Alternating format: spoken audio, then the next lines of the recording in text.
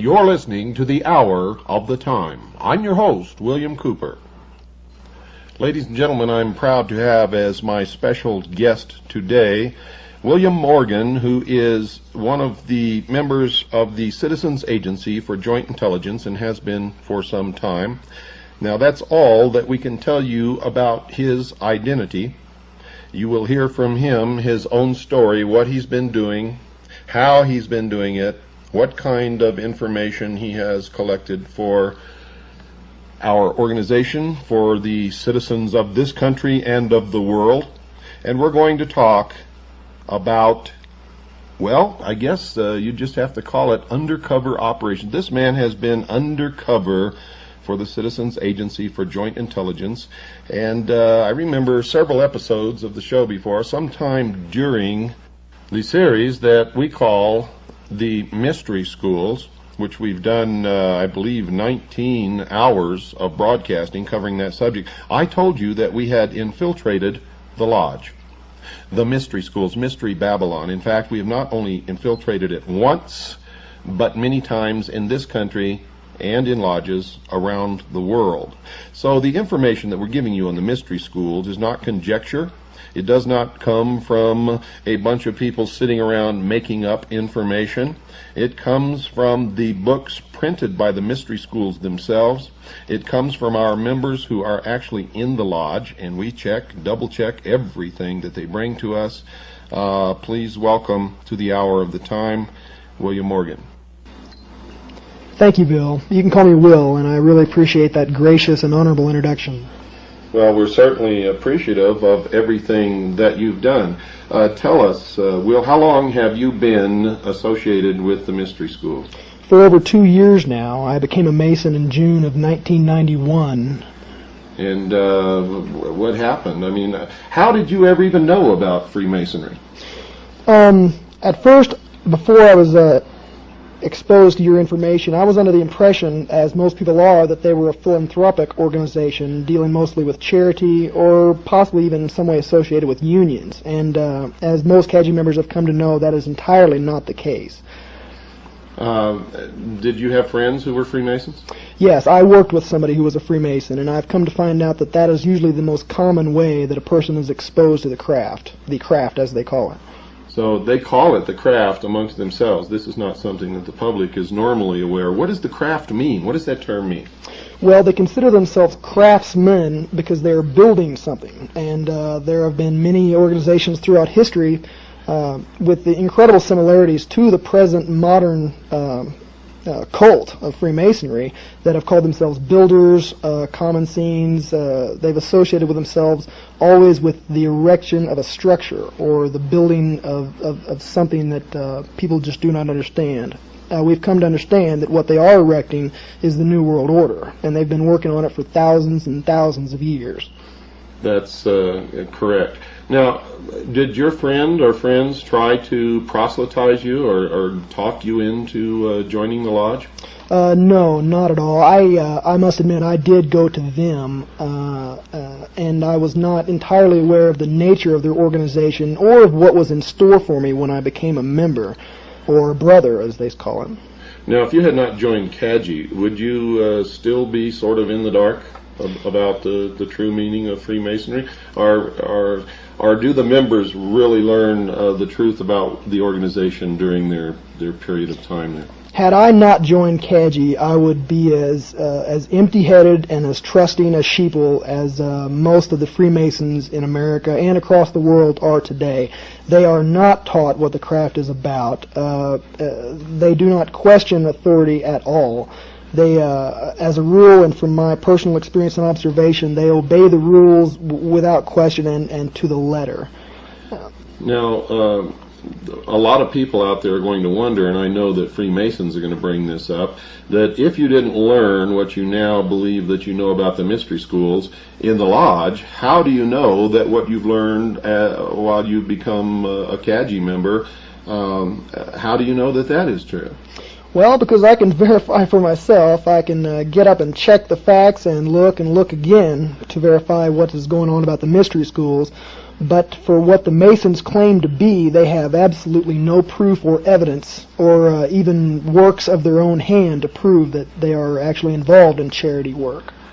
Now, when you began to study, you were studying actually from two sources. You were studying the mystery religion in the lodge, actually, and you were studying what you were learning from the Citizens Agency from Joint Intelligence and trying to rectify the two or bring the two together and make it fit. When did you finally decide that what you were learning in the lodge was really a deception? The absolute clincher for me, what absolutely decided for me beyond a shadow of a doubt, and yes, I had my suspicions since I'd very first become a member. You don't take blood oaths kneeling before an altar, swearing yourself to secrecy for all time without without the group that you're becoming a member of being suspect. But you did take these blood oaths. Yes, sir. I took all of them, and there were many. And so by the time you reached the degree level that you are at now, you've taken approximately how many oaths? I don't even recollect. I know that there were over 24 oaths before you can even become a Master Mason in a Blue Lodge of Freemasonry, which is a bit like primary school for Freemasons. The Blue Lodge is where they are brought in as new members from off the street, and most men who are involved in Masonry for their lifetimes consider the Blue Lodge to be the heart and soul of Masonry, because that is where it all begins and that is where it all grows from. But isn't it true that many Masons never advance beyond the third degree and remain in the Blue Lodge forever? That is absolutely true. Whether or not they do not choose to go forth, or whether they're totally unaware that there is anywhere to go, is up to personally the Mason that's involved. But many of them stay right where they're at and seem to be content with what they have. So these Master Masons who claim that they know everything about Freemasonry and that they've been a Master Mason for 20 years, do they really know anything? They know absolutely nothing. They have been completely deceived from the very first day they entered the lodge. They have been lied to regularly about the nature of the craft, the work of the craft, and the charity of the craft. My own lodge that I'm a member of considers its charity work for the entire last year to be the donation of $100, which is a little more than the dues yearly for 3 members. They gave $100 to a needy family, and through these very, very shallow and superficial acts, they consider themselves to be one of the greatest charity and brotherhood organizations ever to walk the face of the earth. A recent thorough investigation of the Shriners, who have literally made their reputation upon the fact that they contribute tremendous amounts of money to charity, but the investigation disclosed that of all the money they take in, less than 3% actually goes to any charity. Were you aware of that? No, actually I was not. I'm not a member of the Shrine, but I have been exposed to some of their numbers. I was hoping that it would at least be a little bit higher than that, because that says bad things about the Masons who are members of the Shrine. And as most people know, the Shrine is probably one of the largest quote-unquote charity organizations that there is. And one of the richest. But most of the money seems to go back into the lodge or to the members or to the retirement funds or to the payment of the lodge officers. And this is something else people don't realize, that the lodge officers are paid and they have a retirement fund set aside for them. Is that true? Yes, that is true. Now, this doesn't apply directly to all officers of the lodge. I myself am an officer of the lodge that I was indoctrinated into, duly elected member. They operate in that kind of manner with elected officials that serve 1-year terms. But there is an exception to this rule, and that is the secretary and the treasurer. And the secretary keeps the books, and the treasurer keeps the money, and that points a very big finger as to where the true power in every lodge lies, because these two gentlemen who held these offices usually hold them for years and years and years. And they're not elected, and they're not accountable. Is that correct? They are totally unaccountable. The treasurer will give a one budget report at a certain time during the year, and I listened to this report not 2 months ago, and if an accountant in the business world attempted to give such a superfluous report to his boss, he would be fired on the spot. Now, just so our listening audience realizes that you're not just some yahoo who walked in off the street and went through the first degree and are now on a radio program trying to tell them you know something about Freemasonry. What is the level of your status or your degree, or how high have you progressed through the initiatory levels? It's not exactly something that any thinking individual would like to brag about, but I have shot like a rocket up the ranks of Freemasonry. Much like in America, excuse me, today, the Masons like to keep their members busy, busy, busy. They don't want to give them time to think about what they're doing, and they don't want to give them time to think about where they're going. They do this by ritual. All of Masonry is tied up in ritual, and you must memorize this ritual, and it is very, very extensive.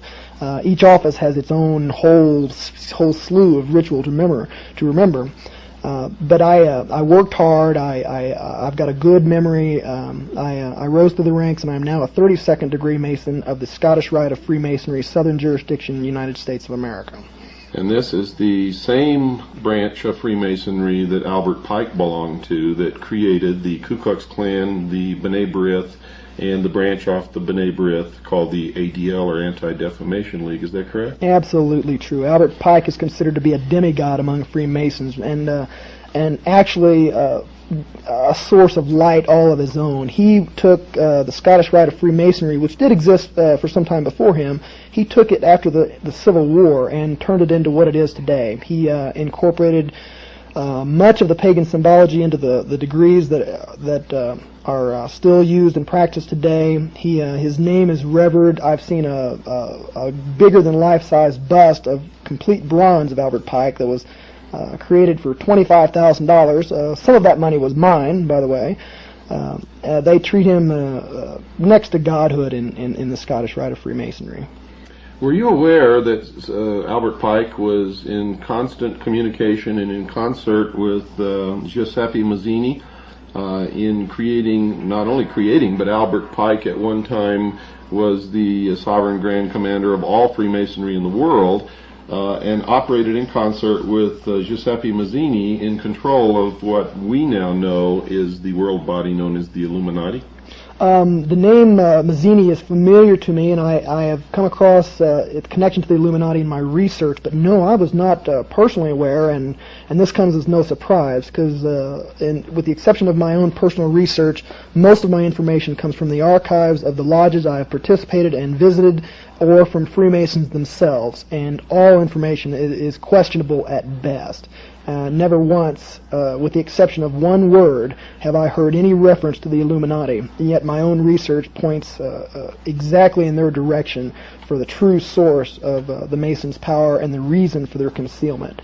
But no, I did not know about Mazzini. Do the members of the lodge consider themselves to be illumined? All of them do. Without even knowing the definition of the term, the true definition of the term, they consider themselves illuminated. They go around, they have that secret little smile, and they generally talk, no, not generally, they always talk down about most of the other people in the world, and I've even heard grown men refer to fellow Americans, brothers, as profane, simply because they had not advanced through the ritual of Freemasonry. I remember a friend of mine who was a young man who was not a member of the lodge, but his father was, and he had a friend who belonged to another family who was not a member of the lodge, but owned a small business in town. And his small business was being destroyed by the members of the lodge simply because he was not a Freemason, and the business was going to members or lodge brothers. And he asked his father why his friend's family was literally being destroyed by his father and others who professed to be members of a fraternal organization existing for the benefit of the community. And his father told him, and I'll never forget this because it literally crushed my friend.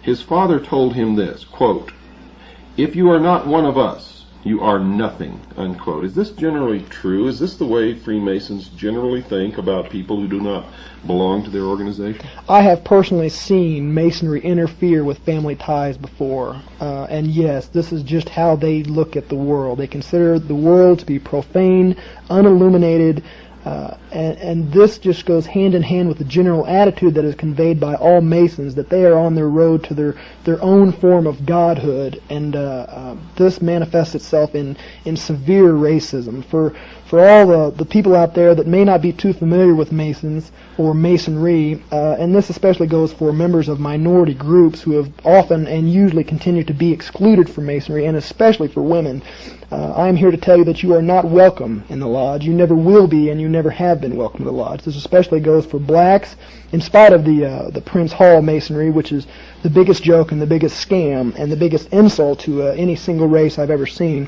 and especially for women. They do not want you, and they consider you totally ineligible and unable to understand what they do. You told me something the other night that I found just incredible. You said that you could go to any Prince Hall Lodge in any black community and the doors would be open to you and you'd be welcome, but if one of those members or brothers of the lodge or the Prince Hall Lodge came to your lodge and tried to come in and participate in the ceremonies or whatever you call them, what would happen? It wouldn't happen. It just simply wouldn't happen. I, as a Caucasian Freemasonry, can visit any Prince Hall Lodge in the country and, as far as I know, in the world. I can also visit any lodge, period, across the world. I've been told through my initiation that I am welcome in any lodge, but this just does not apply to blacks. No matter that, even if the ritual that they go through, and I do not know this for certain, but I know it's similar.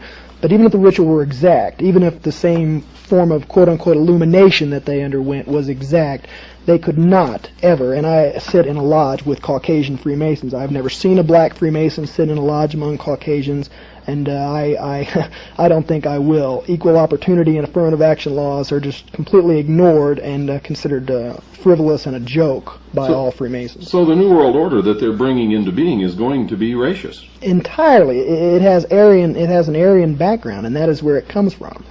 And that's been borne out by our research.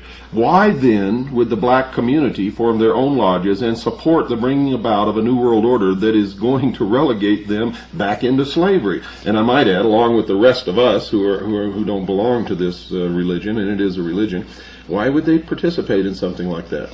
Well, as you've told me yourself, and most people will understand this, the world loves a mystery, and you can control the masses by dangling a secret like a carrot in front of their nose and promising them the answer to that secret if they just merely do what you say and work for you. This, together with man's own entirely fallible human nature and the selfishness of man and the ego of man, they want to be something. They want to be better than the people around them that they see. And since they have been told straight out that they can never advance to the ranks of Caucasian Freemasons, they have settled for just being better than their own people and excluding other blacks from joining their own lodge. So one of the holes that Freemasonry has over people is that ordinary people, whether they be black, white, Oriental, Hispanic, doesn't matter, they want to be part of the elect. Is that true? Exactly. They want to join the elite. They'd like to look down on their fellow man. Okay. But now, if nobody coerced you, nobody proselytized you, how did you get into the lodge? I went to the door and I knocked on it.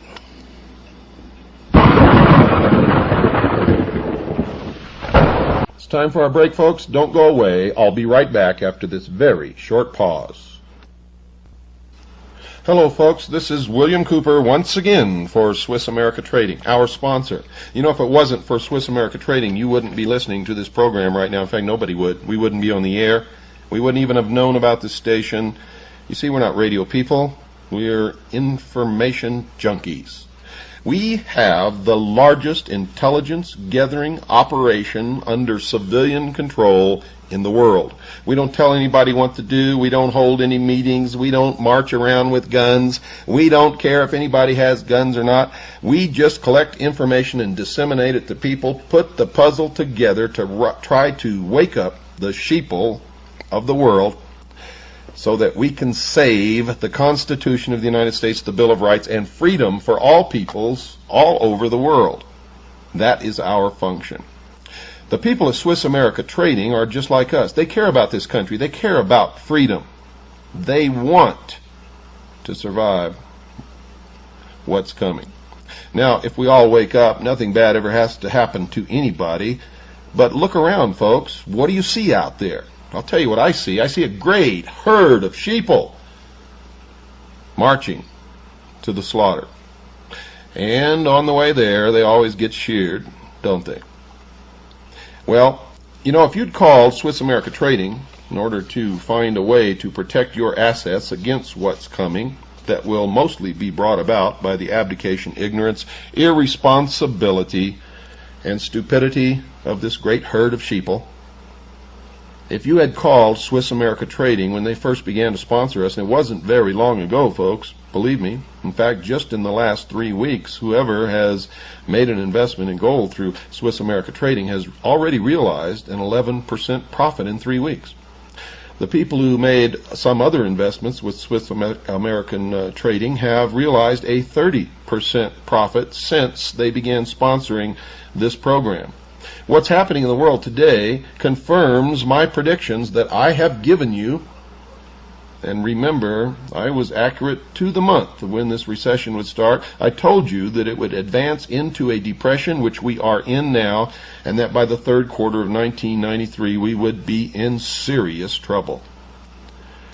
No world leader has emerged in Bill Clinton. The financial markets of the world are shaky. The international banking community is scared. And to prove that,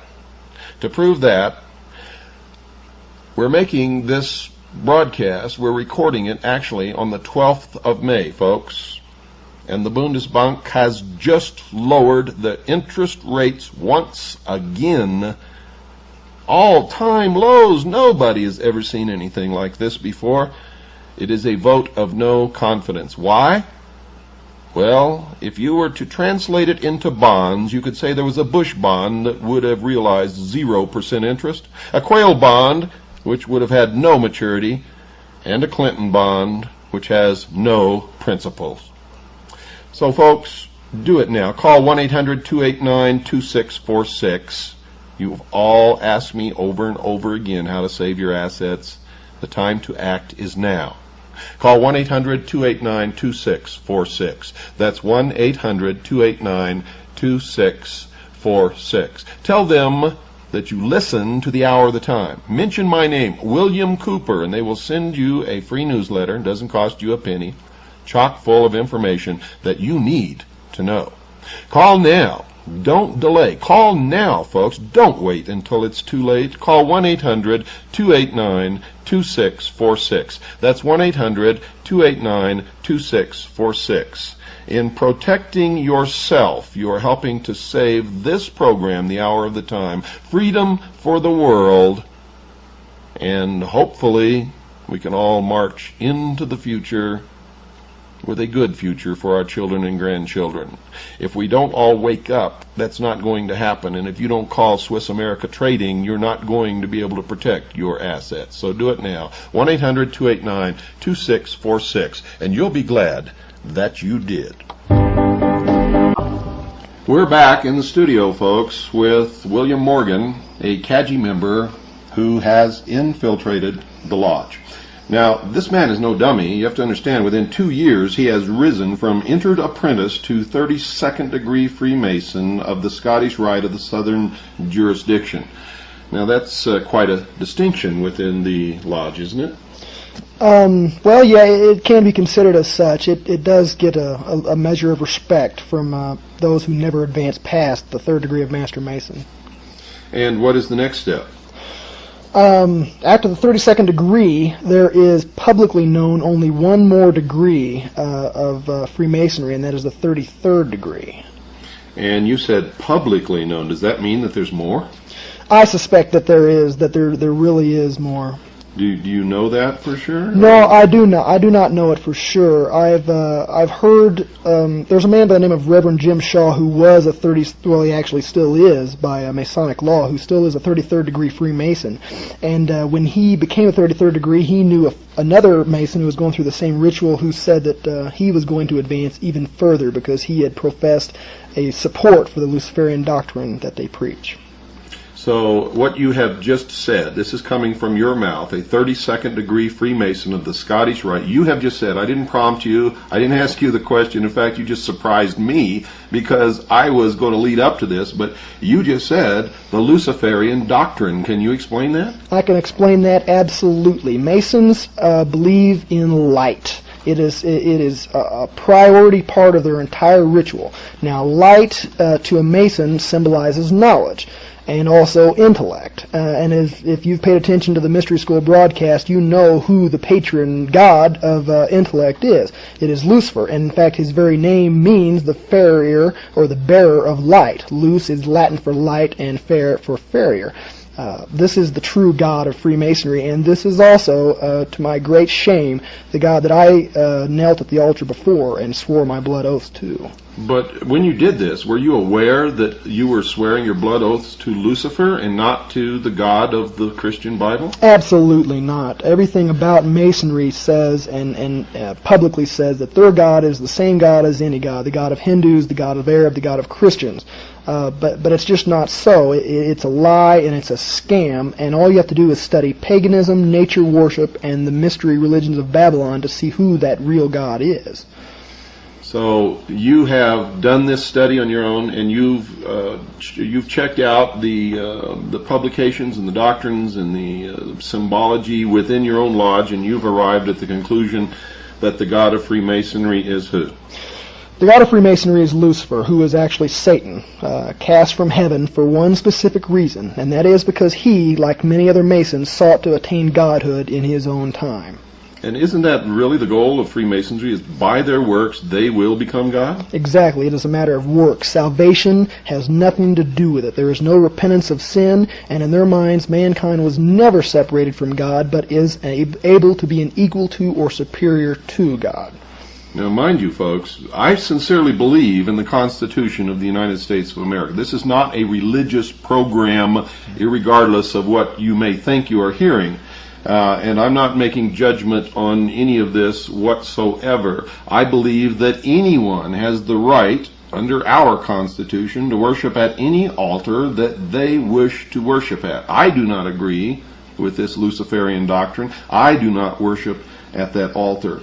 The only thing that bothers me in the performance of their religion is that they are attempting to control and manipulate the rest of us into a one-world totalitarian socialist government with a one-world religion that we will all have to bow down to, with Lucifer or Satan as the head of that religion, actually incarnated in a human body. They intend to install Lucifer upon the throne of the world. Have you found any credence for this? I found great credence for this, and the best place to go to confirm this is just pick up the book Morals and Dogma by Albert Pike. He himself will state, number one, that Masonry is a religion, and number two, that Lucifer is involved. That is all I needed to confirm my suspicions, and it should be all that is needed to confirm the suspicions of all the other Masons that are out there wandering in darkness, thinking that they are living in illumination. So most Freemasons, do they really believe that Freemasonry is a Christian organization? No, they really don't. They may themselves be Christians, and most in America are, but it is a strict rule and law of the lodge written into their own constitutions that no discussions or debates concerning religion or politics ever be brought into the lodge. They do not want your Christianity broadcast. They do not want it mentioned at all. In fact, I have a personal friend of mine who is a police officer in the lodge of which I'm a member, And when he was asked in whom he put his trust, he said the Lord Jesus Christ. And from that day forward, even though he's a law enforcement officer and vitally important to the New World Order, he has been ostracized, and he has been left out of many of the activities that got me to where I am in the craft today. And I do not think that he will be even allowed to progress any farther because of that. In fact, I think you told me the other night that that was the first time that you had ever heard the name of Jesus Christ mentioned in that lodge ever. And is that true? Absolutely. Or any other lodge, or any Masonic publication, or any writing, or even any words out of another Freemason's mouth. It is just not part of their vocabulary. In fact, I have very firm beliefs that the name itself brings actual pain to their ears. Now, we know that the lodge will welcome anyone who attends any church, synagogue, temple, cathedral, belongs to any religion whatsoever. But we know that Freemasonry is a religion because we've studied it, and we have people like you who are a Freemason at a very high degree and have confirmed it, and their own writing confirms it. Albert Pike has stated it in writing in his book Morals and Dogma, and in others of his writings, I might add. And Manly P. Hall has confirmed that.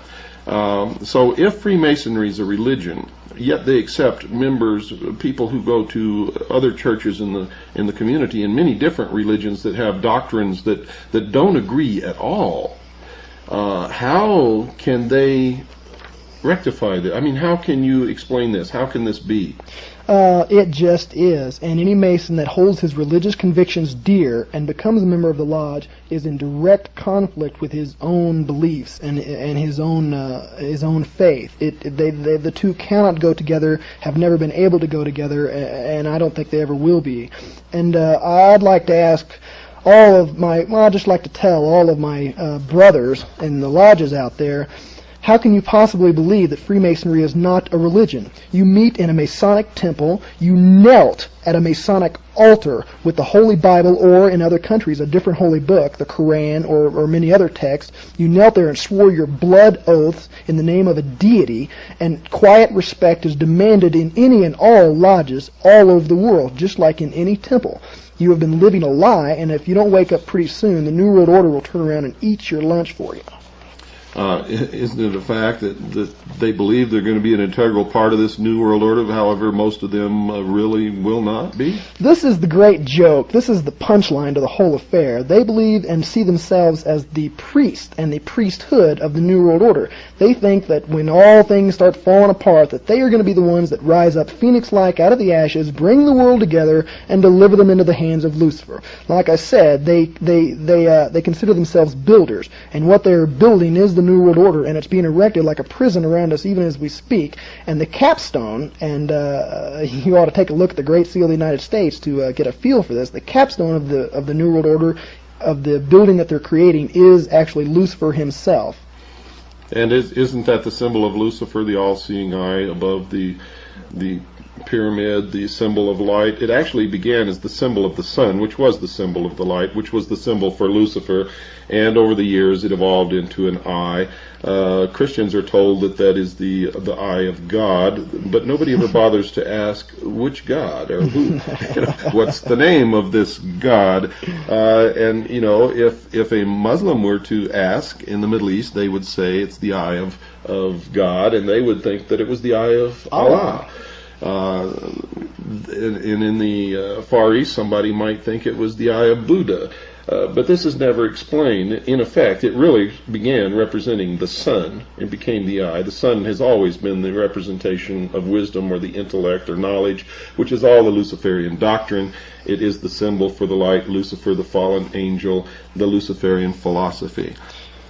These are facts. This is just the way it is. I'm holding in my hand this very moment a official Masonic medallion that is handed out to many Masons as a gift, especially at entered apprentices. At the very top, and taking up the main position in this medallion, is the all-seeing eye. And this eye is, just as Bill Cooper has said, a combination of the eye of quote-unquote God, and I stress that quote-unquote more than any other, and also it is the sun. It is a symbol of sun worship. The eye that I'm seeing, the lashes on the eye on this medallion that I'm holding, are actually the rays of the sun coming down to illuminate the fellow Masons. It is more than just a religion, as Albert Pike has professed. It is the oldest known religion. It is a pagan religion of sun worship. It is nature worship, and it is incredibly dangerous to free-loving people everywhere. You wanted to read something from a book that you have there. This is a book that I highly recommend that everybody in the listening audience must read this book. You must read this book. You can find it at most religious bookstores, Christian or otherwise. They usually stock it. It's called The God Makers. The God Makers by Ed Decker and Dave Hunt. And let me see who the publishers are here. Harvest House Publishers, Eugene, Oregon, 97402. That's Harvest House Publishers, Eugene, Oregon, 97402. Again, the name of the book is The God Makers by Ed Decker and Dave Hunt. This book truly will open your eyes. You wanted to read something from that book. Yes, sir. I was reading this last night, and it just stopped me in my tracks. I'm at page 60 of The God Makers, in the chapter entitled The Mormon Dilemma. And this book is about the Mormons, and once you begin reading it, you'll see through the mystery schools just how close Freemasonry and Mormonism actually is. The subtitle of this part is called The Pagan Connection Again. I'll read it quickly. As C.S. Lewis and a number of other experts have concluded, there are only two religions in the world, Christianity and Hinduism, or paganism.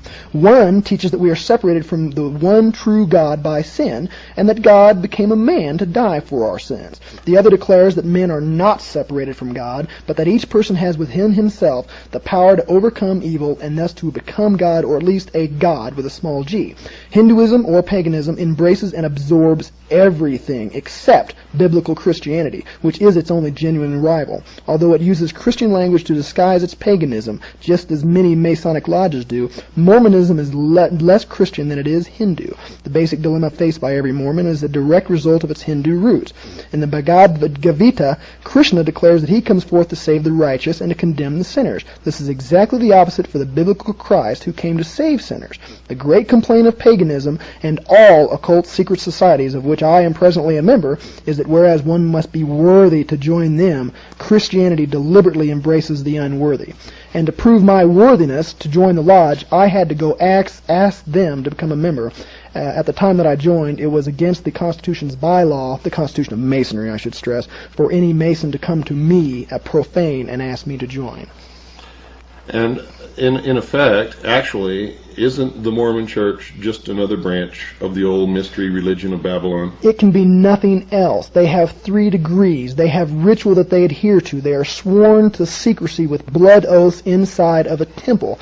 They have a structural hierarchy that is in the structure of a pyramid, and all those that are initiated into this temple ritual seek nothing else but to climb the pyramid. The reward, the carrot that is dangled in front of their nose to keep them working hard, is that they will experience and attain godhood for themselves. And many of the rituals that are practiced in the temple are the exact same rituals that are practiced in the Masonic temple. I cannot personally confirm this, but the research that I am involved in at this time supports this, and also the research of experts who are far better and far more along in their work than I am totally supports this claim, and you should verify it for yourself. Absolutely. You know the warning that we always give on this show: don't believe anything that you hear on this show or any other show or from the President or Dan Rather or anyone until you check it out yourself. One thing that I also want to make clear, that we have nothing against anyone. We have nothing against people who want to worship in the Mormon religion or the Catholic religion or go to a temple and worship Buddha. We believe in the Constitution, but we also believe that everyone should know what they're getting into. We also believe that if these people are involved in subverting the freedoms of others and bringing about a one-world totalitarian socialist government, which we have confirmed that they are, then it is our business and our duty to stop them. Bingo, Bill, and you've hit upon something that is a catch-22 for all Masons. Part of the blood oath says that you can never, and you must swear this on penalty of very painful and bloody death, that you will never, ever release any of the secrets of Masonry to a member of the profane, to somebody out there in the big world. But when you become a Mason, and as I did, I always ask questions wherever I go. I asked some hard questions, and I got nothing. There were no answers forthcoming. They looked me straight in the eye, and they said, I can't tell you. How do you rectify what you're doing on this show with the oaths that you took saying that you can't do this? Well, we've discussed this, and I have had some personal dilemmas that I've had to face, but I genuinely believe that when they do not tell me the whole truth about what I'm getting into, in fact, when they deliberately mislead me and deceive me about what I'm getting into, that must totally invalidate the contract or the oath of which I've sworn. It just cannot be any other way. They have lied, and I have been honest, and I have been forthcoming to them, but they have not returned it as such. And I found myself in the same position, folks, because when I was in the military, and specifically with the Office of Naval Intelligence, I had to sign security oaths saying that I would never talk about anything that I was involved with.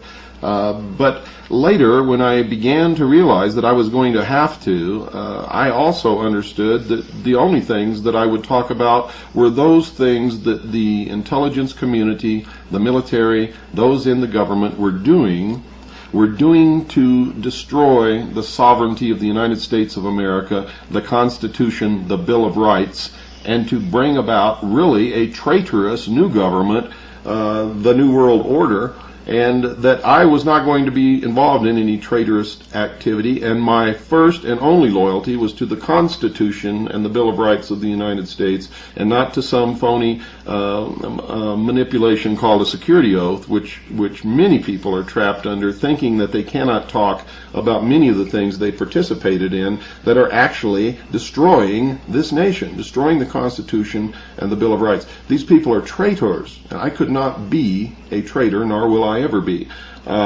What do you feel about this New World Order that's coming? It makes me want to vomit. You're absolutely right. They are traitors. They have turned their backs on their people. They have turned their backs on their country. They have turned their backs on their family. They are living a lie, and it's not going to turn out exactly how they think. They are like the cops, the police officers in America that are deliberately destroying the Constitution and treating their own people as an enemy. They can't be a cop forever. Neither can you be a practicing Mason forever. One day that protection that you cherish so much must end, and when it does, it will turn around and it will gobble you up like it's gobbling up so many other people right now. Well, not only that, but many Americans are waking up. The patriots in this country, the people who really understand and love the Constitution and Bill of Rights, are going to have an awful lot to say about what's happening. And, of course, there are other people like me, like you. We have the largest civilian intelligence gathering organization in the world operating full-time, breaking this secrecy down, bringing together the truth. And now we're running out of time for another episode of The Hour of the Time, folks. I want you to remember, we love you, we care about you, or we wouldn't be doing this. Good night. Tonight's episode, Part 2 of the interview with William Morgan, CAJI member. We have infiltrated the lodge, folks. Hear it yourself from the lips of a 32nd degree Freemason of the Scottish Rite of the Southern Jurisdiction. Tonight is part 2 of our interview with William Morgan, and many of you are wondering if that's his real name. No, it is not. We protect CAJI members. We never tell anyone how many CAJI members we have, where they're at, what their names are, anything. None of that information is given out, not even to other CAJI members. Now, we use the code name or the pseudonym of William Morgan simply because the name William Morgan is significant in the past of the secret society called Freemasonry. William Morgan was murdered by Freemasons after having printed in a book, some of the secrets of the lodge, and this was done back in the 1800s. Of course, the Fraternity of Freemason denies that they murdered William Morgan. However, their version differs significantly from the official version and from the proof and the evidence that we have spent many hundreds of man-hours digging up. And one of these nights we're going to do a program just entirely on the murder of William Morgan. Will, welcome back to the Hour of the Time. Thank you, Bill. It's a pleasure to be here, and I'm really proud and happy to be here and doing what I'm doing. You know, I don't think a lot of people realize that you're risking your life by doing this. The oaths that you have taken, albeit because they were fraudulent, you thought that you were making an oath to the God of the Bible, and in fact you were making an oath to Lucifer, which nullifies those oaths. But they still, the Brotherhood, the Order, the Illuminati, the Freemasons, could still carry out the threat of those oaths, which is murder. Is that not correct? Absolutely correct. No matter what I may personally feel about or what common law or the actual law may view about those oaths as taken, the Masons that are involved consider them to be absolutely applicable to any transgression. And they have been enforced, and the bloody punishments that are part of the oaths have happened to Masons before, and they will happen again, I'm sure. Now, you are what degree? Let's get that out for the people in case we have some new listeners tonight. What degree are you? I am a 32nd degree Freemason of the Scottish Rite of the Southern Jurisdiction of the United States. And what is the official title of that degree? The official title is the Sublime Prince of the Royal Secret, and that is not only the title of the degree, it is also the title of the ritual that the degree is conferred to. And just to show you how important that is, after going through the ritual and getting the degree conferred upon me, I could neither remember anything sublime or even remember what the secret was that they told me. Why is it that you couldn't remember the secrets of the degree? Well, that's a bit of a long story, and I won't go entirely into it, but it started off, the day I was conferred, began at 6 o'clock in the morning, and they just rushed through it. There was no memory work to do, as in the Blue Lodge, where a person has to memorize the ritual and then give it back. You just sit there and received in an audience-like capacity. And when it came to swearing the oath, you merely held up your hand and said, "I do." You also did take that oath on kneeling on one knee, as you did in the Blue Lodge. Now, we talked yesterday after we recorded the last program that aired, I believe Friday, on WRNO, and this will air on Monday on WRNO. It will air at a different date on WWCR. So if you're listening on WWCR, don't let these dates confuse you.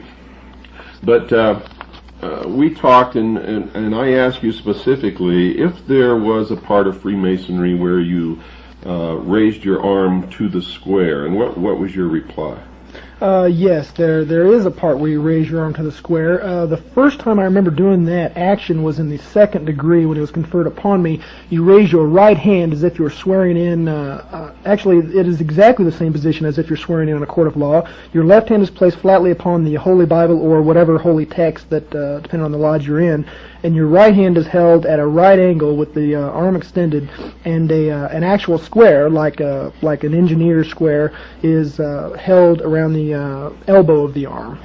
You're swearing in a square within a square, so to speak, as the ritual says.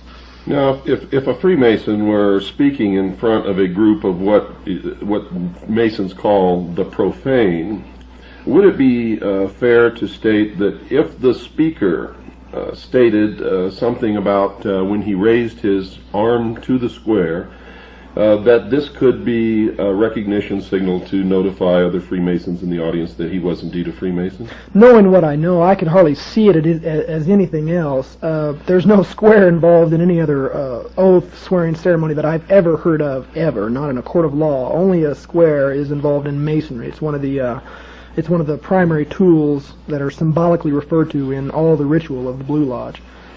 Now, many of you have heard this statement made by someone that you all listen to, and I want you to make that connection for yourselves. If you can't make that connection for yourself, then there's no need to telling you any more about it anyway.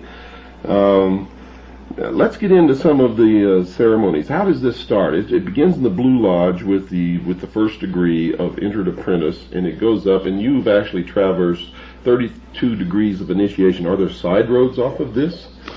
Yeah, well, it's a bit difficult. The Blue Lodge is where everything begins, and the Blue Lodge where Mason is initiated at is called the Mother Lodge from that time after, in specific reference to him personally. Now, once you get past the 3rd degree, become a Master Mason in your Blue Lodge, you are able to hold an officer, or hold a chair as an officer inside the lodge. You can spend up to 10 years going through the chairs and becoming an officer. But after that, you can either go to the Scottish Rite or the Yorkish Rite. There's a fork in the road of Masonry, and the Scottish Rite is by far the most popular and undoubtedly the most powerful. Now, the York Rite has 7 degrees. Is that true? True. The highest of which being the Knight Templar degree. For all those people out there who think that the Knights Templar are in no way associated with Masons, you're dead wrong, and you haven't done your homework. In fact, the Knights Templar, when they first began as an organization on the Temple Mount in Jerusalem, were not an order commissioned or ordained or approved or even recognized by any church, much less the Catholic Church, but were, in fact, an order of the mysteries. They began with 7 degrees, and the 7th degree was the highest degree. And later, as they added degrees, when the Knights Templar were persecuted and in fact, many of them were put to death. Others were driven into hiding in other countries. In some of the countries, they just changed their names and continued the order. They eventually reached a number of degrees, which was 33. And I took that right out of a very old textbook on the secret societies, which we'll talk about some in a later program, and we'll get into that. But what is the significance that you've been told of the system of degrees? Why do you have to go through this? It's considered a road. It's considered a road to quote-unquote illumination. I really believe that it's more of a system of control and self-government. Lodges are pretty unique in America in that they are self-sustaining and self-governing, even with their own bit of enforcement. All lodges have been granted a charter from a Grand Lodge, and every Grand Lodge in this country has been granted a charter from the United States government to operate on its own and enforce its own laws and constitutions. If a police officer or any law enforcement officer walks into a lodge while in session, he not only does he not have arrest power, but that lodge immediately closes. Now, this is something the American people don't know about. Now, if these are lodges, they're in states, they have nothing to do with the federal government. How could they receive a charter from the federal government saying that they're under their own laws? And how could it be the law enforcement officer would not have the authority to arrest or any of his other authorized duties in a Freemasonic lodge? It beats the hell out of me, Bill. It's really a bit of a contradiction in terms. You have a government that has actually gone out and given government-type status to a completely and secret and I think subversive organization right under its own nose. The similar thing can be seen in the Mormon Church and in other secret societies that are not nearly so famous as Freemasonry itself. The government has, by granting this charter, I believe, undermined its own stability as a functioning organization. Well, tell us about this charter again. Tell us again what you said before. I don't want anyone to miss this because it's very important. It shows how a secret government can be formed. It tells that these members of these secret societies literally have diplomatic immunity and can get away with whatever they want to get away with. Not only that, but they have their members sitting in the most powerful posts both within society on local levels and local cities, local counties and state governments, in the higher echelons of the military, and they permeate all the positions of control within the bureaucracy of the federal government. So tell us what this charter is again. Okay, it's a document put out by the federal government, and it can be any government in the world. To my knowledge, every government in the world has granted that has lodges in it has granted a sovereign charter to the Grand Lodges under its jurisdiction.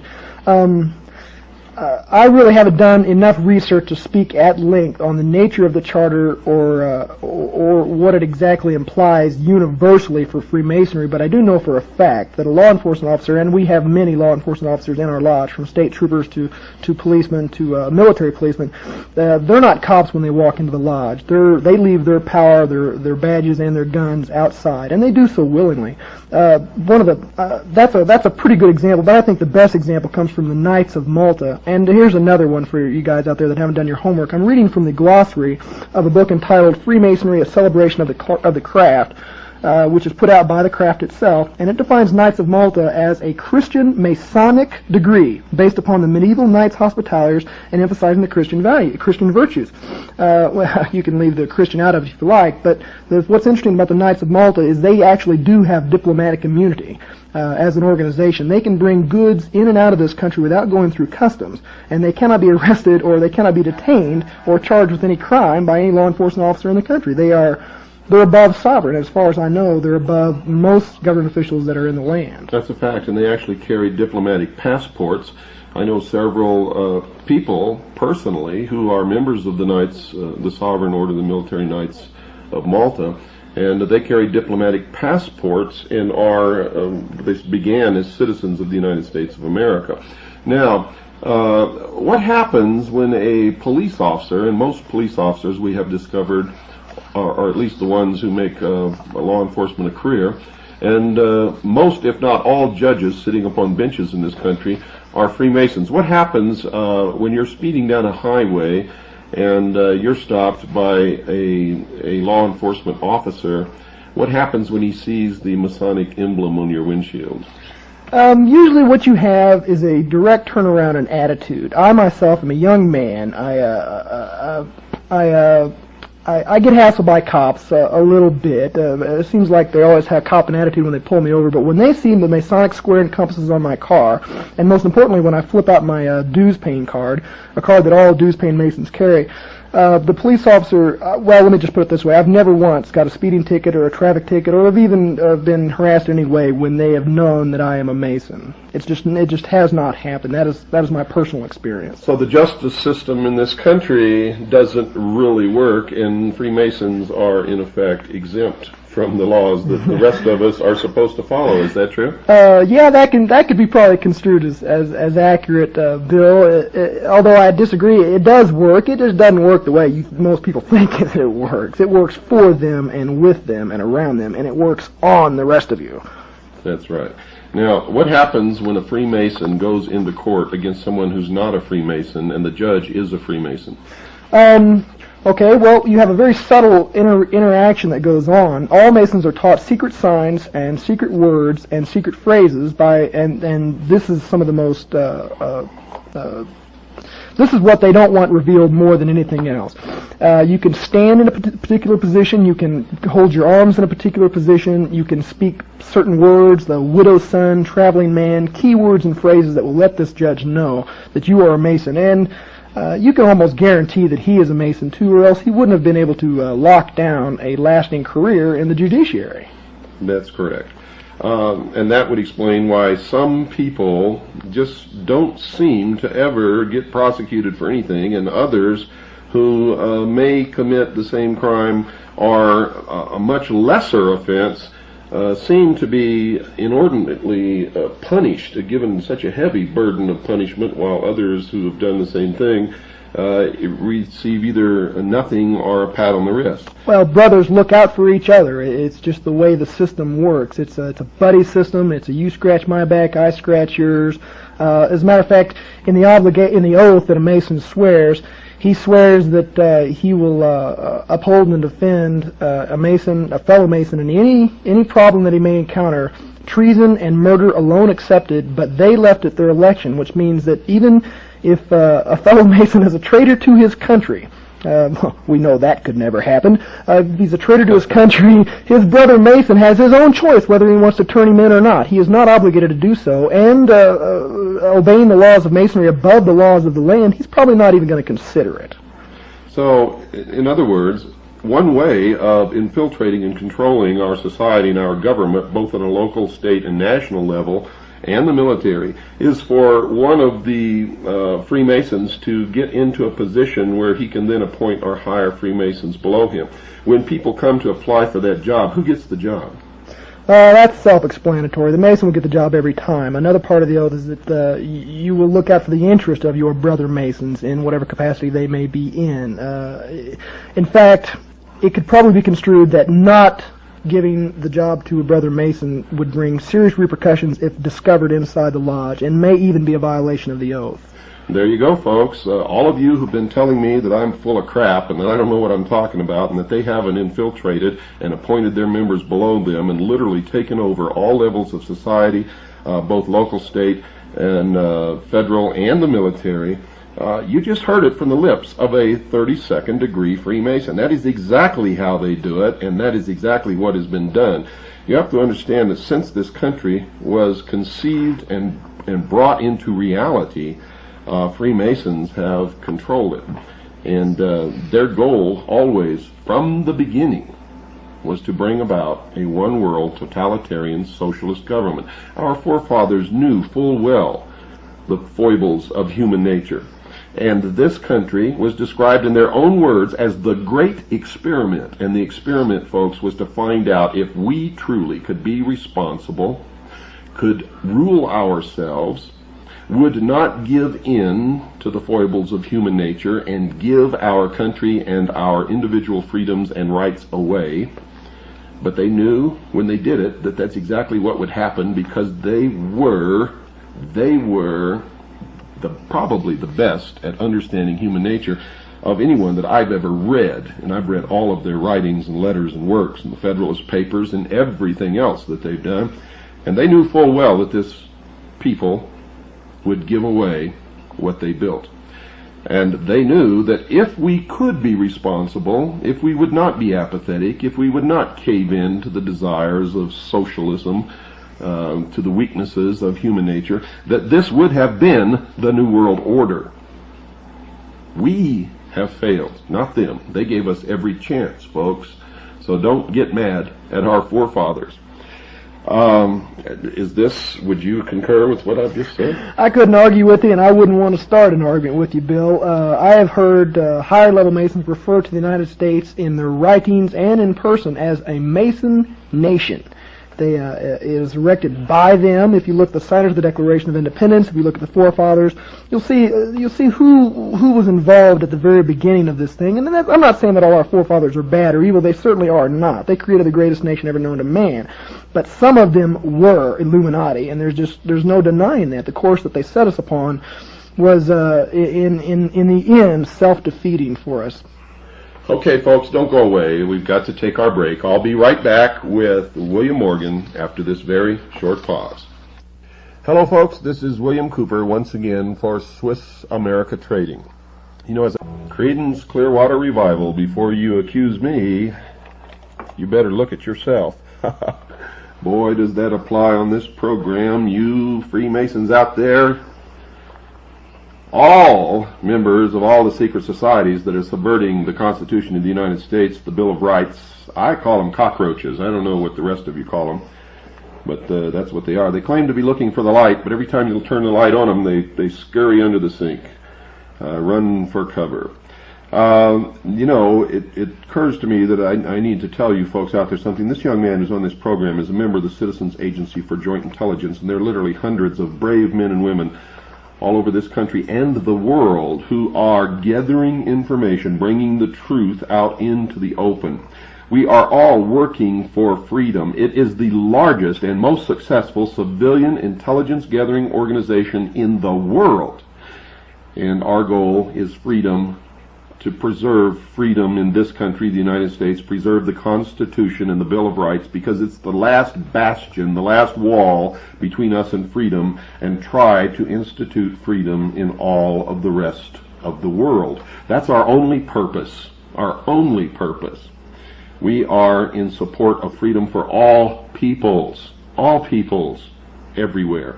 This young man on this show has risked his life to tell you what he's telling you tonight, and if his identity were ever to be discovered, he could be murdered by the secret societies that he is revealing. He is one of my heroes. Most of the people in CAJI who are helping us to do this, most of them working in intense secret, in dangerous situations. We have people who have infiltrated satanic organizations and are feeding us the information on their rituals and who they are and what they're all about. And the instant that they were to be discovered, they would be murdered. You don't seem to understand that this organization that I built, the Citizens Agency for Joint Intelligence, is vital to the freedom of the United States of America and to the world. The governmental intelligence agencies are in the control of the secret societies and are not working on our behalf and never have been, folks. I hope you understand that. Let's go back to Will. You've got something in front of you, and I believe it's a list of Freemasons throughout history that people would recognize their names, and if they don't readily recognize their names, they could go to any reference book and find these names and their biographies in any library. Would you like to tell our listening audience who some of these people are? Yeah, there's some really names that you'll really recognize here. But before I do, let me thank you, Bill Cooper, for reminding me that my brothers might murder me just for telling the truth. Here's one: Colonel Buzz Aldrin, Simon Bolivar, Omar Bradley, Edmund Burke, Richard Byrd, Kit Carson, Walter Chrysler, Buffalo Bill Cody, Ty Cobb, Winston Churchill. The list just goes on and on. Gordon Cooper, Edwin Drake, Jack Dempsey, Cecil B. DeMille. You know, you mentioned Winston Churchill, and one of the things that the listening audience does not know is that not only Winston Churchill was a Freemason, but so was Harry Truman, and so was Mr. Stalin. So when they had their meeting at Yalta, here was three 33rd degree Freemasons deciding the fate of the world. And for all of you who couldn't figure out why they made the decisions that they made at Yalta that so screwed up the world, now you know. Please continue, Will. Thanks, Bill. Yeah, they should have just held that Yalta meeting in a lodge and been a bit open about it. Okay, here's some more for us. Duke Ellington, Henry Ford, Benjamin Franklin, Clark Gable, John Glenn, Gillette, Richard Gatlin, inventor of the Gatling gun, Samuel Gompers, Prince Hall, Manly Palmer. Joseph Guillotine, who invented the guillotine. We'll be seeing more of that later. Oh boy, there's just simply not time. Edgar Hoover, Sam Houston. For those of you who did not understand his reference to, we'll be seeing more of the guillotine later. When the New World Order actually succeeds in taking control of the world, executions will be public, and the secret societies believe in blood atonement. In other words, you can only atone for your wrongdoing by your works or by the shedding of your blood atonement. So in these public executions, there will have to be the maximum amount of blood. Public executions will be held as a object lesson to the rest of the population, not to oppose the New World Order, for it is the most terrible, terrifying experience to see someone literally beheaded, is intended to cow everyone else, and is, in fact, will be, in fact, a ritualistic sacrifice to the god of the secret societies, who we all know now is Lucifer, also known as Satan. Yeah, you know, Bill, it just dawned on me just what a fun guy you really are.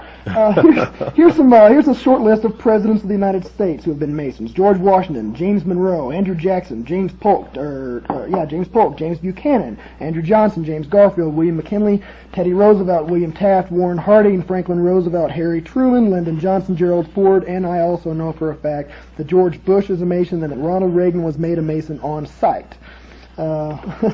Like I said, the list just goes on, and these are not even a partial fraction of a percent of the famous Masons that have existed throughout history. Well, John Wayne was a Freemason, wasn't he? The Duke was a Freemason, absolutely true. And, we're not in any way belittling the accomplishments or the contributions to society of any of these people.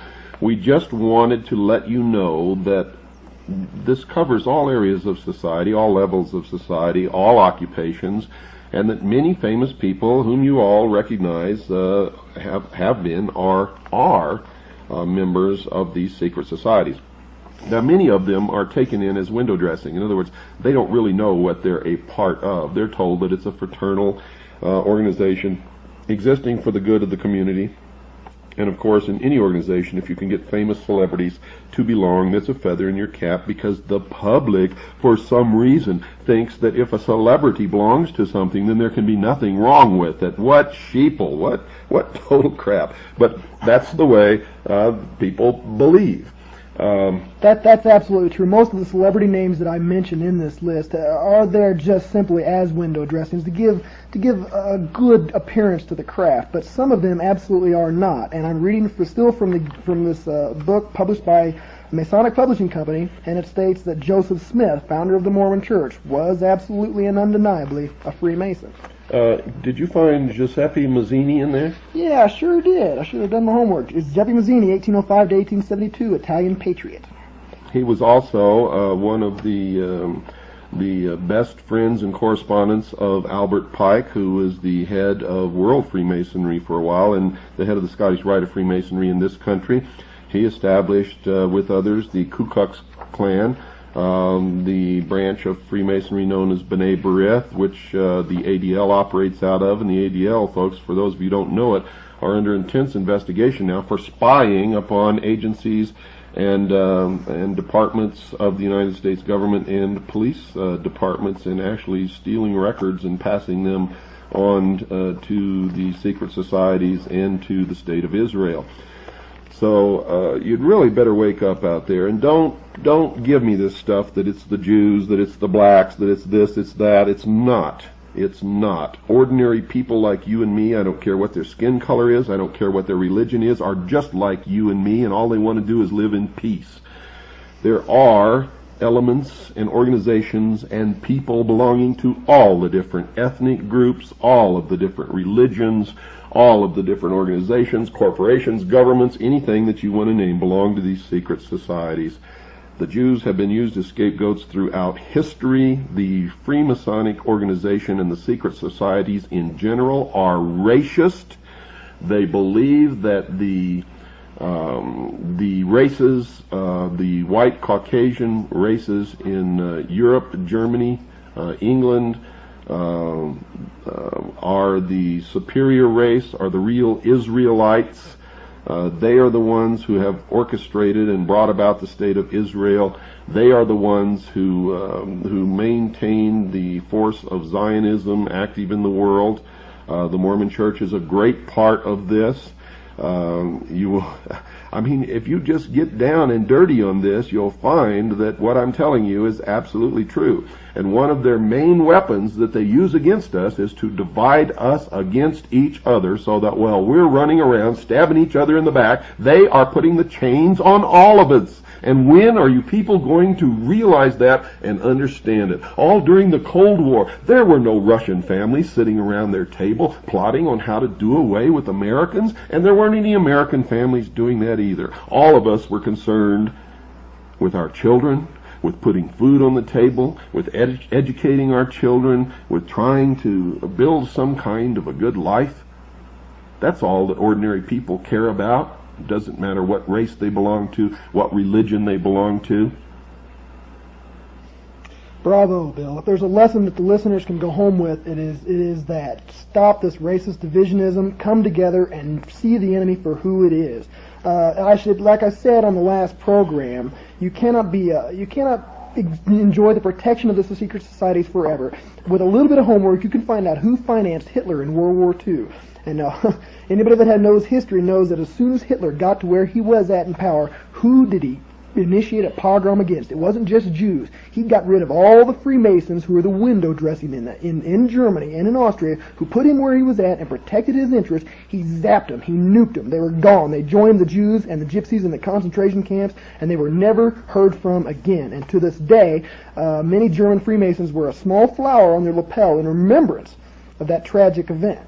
You cannot enjoy that protection forever. You are doomed to fail if you depend on these people for your life. That's correct. And remember, the primary method that they use is this. Conflict creates change. They create the conflict that they know will bring about the solution that they want.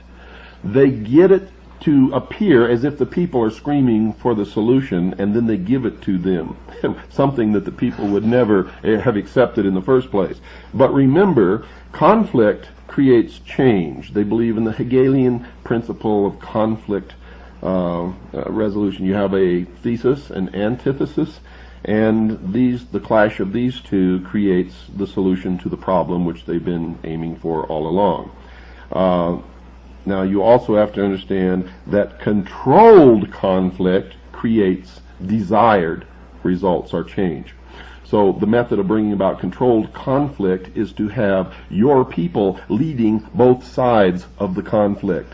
So when you talk about Republican or Democrat, forget it. At the highest level, they're both the same. When you talk about populist versus communist or whatever it is, forget it. At the highest level, they all belong to the same organization. When you look around in the Patriot movement, remember, most of the leaders in the Patriot movement are on the same side and belong to the same organizations as the leaders of the secret societies that are trying to destroy this country. The conflict between the two, which they are trying to create now, will ensure the destruction of the Constitution, the Bill of Rights, and then they will step forward with the answer. 1,000 years of peace under the United Nations. But you're going to have to make concessions to get it. You're going to have to give up your freedoms, your individual rights. But they will protect you. If you buy that, folks, you are indeed a fool. Does this confirm what you've discovered in your quest for the truth? It certainly does. It is history repeating itself with empty promises of nirvana and utopia on earth that has never come true, and you always have to be the one to pay for it. Always. It's just, these people do not believe in a fair fight. They do not join a race that they have not fixed. It is... They don't take those kind of risks. Okay, you've got about 10 seconds. If you had the ability to say something to the American people and to the world, what would it be? It would be to wake up, folks. Look, you've got an enemy out there. They're coming together, and there's a convention of Southern Baptists that have come against the Freemasons, meeting in Houston in 15, 16, 17 of June of this year. I suggest that you look into that. That's right, folks, and good night. Thank you, Will, for being our special guest and for putting yourself in danger for all of the rest of our freedoms and for freedom of the world. I, for one, appreciate that. You are my hero. Good night, and God bless you all. I'm William Cooper, and you're listening to The Hour of the Time, brought to you by Swiss America Trading. Welcome, Will, once again to The Hour of the Time. Thanks, Bill. It's a pleasure to be here. Tonight we decided that we're going to talk about some of the symbology connected with the rites of Freemasonry, the secret symbols of identification and things of that nature. Wherever you want to start, go right ahead. Okay, well, all the important symbols and passwords are incorporated into the first 3 degrees. The handshake, I think, is the most widely used Masonic symbol. It consists of an ordinary handshake, except the thumb of the person who is a Mason goes onto the third knuckle of the right hand of the person he's shaking hands with. If you've ever shaken hands with somebody and they seem to have a funny grip, or possibly even, I always thought it seemed kind of feminine to me because the hand just wasn't strongly wrapped around your hand when you're shaking hands with somebody, you can have a pretty good idea that they're trying to feel you out and see whether you're a Mason like they are. The first 2 degrees, that was the hand grip of the 3rd degree. The first 2 degrees are the same, except first degree the thumb goes on the first knuckle, and the 2nd degree the thumb goes on the 2nd knuckle. But those are very, very rarely used. And in the Master Mason, or the 3rd degree, the thumb is on the 3rd knuckle. That's correct? Yes, sir. And how would you reply to that if you were, in fact, a Freemason? You do the exact same. It becomes a combined grip, and your thumb is on his 3rd knuckle, and his thumb will be on your 3rd knuckle, and you can't miss it if somebody tries to slip you this handshake. So it's not really a true handshake in the sense of the word that most people have learned to shake hands. You don't have a full grip of the other person's hand, but rather you just have a sort of a loose grip on their fingers, and your thumb is either on the first, second, or third knuckle, and you're sort of digging with that thumb to try to get a reaction to see if the other person is indeed a Freemason, and at what level. That's true. That's true. And if they do not respond as such, the person will withdraw his hand quickly. But if he's not sure, he'll seem to kind of extend his grip just a little bit to kind of give you a chance to return the sign. They call it a sign. Now, besides the handshake, what other signs or signals are used to identify one Freemason to another? The most subtle one, and the one that you often have to look out for in public places, is how a man stands. The position of his feet will be a dead giveaway. Most people stand in just a leisurely position with their feet pointing outward just slightly. But a Freemason will stand with his feet in an exact square at a right angle, heel to heel. This is the step they call the step of a Master Mason.